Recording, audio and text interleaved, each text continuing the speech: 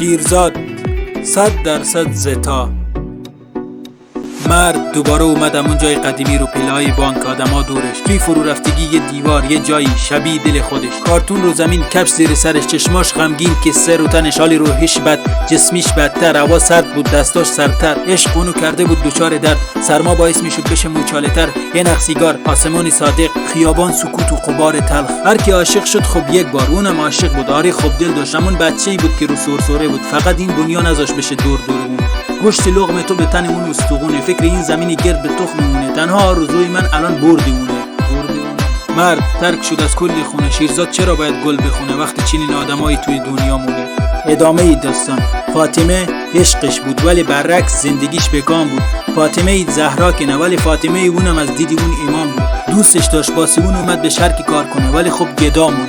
شنیده بود کل خواستگار داره، الان واسش یه رامون. نه این که بخوادش بکوبه دین و عصبی بود، کف میگفت بکوبه مین و کلیه‌شو فروختن، انگار فروخته بود یه دونه سیبو. زیاد نبود ولی بس بود که یه زندگی بسازه واسه فاطمه. قلبش رفت بلیط بگیره تا که راه بیفته سمت شهرش. وقتی رو صندلی انتظار خوابید، کیف پولشو یکی ازش قاپید. چشمک دید جادر بچه نیست. ای خدا به نظرتون بسش نیست؟ با جفت زانو افتاد، به آسمون نگاه کرد، گفت خدا. به آسمون خیره شد، گفت خدا. گفت ای خدا عدالت تو. گفت ای خدا نه من نه تو. گفت ای خدا رسمیش نیست و از عصبانیت قلبش ایست.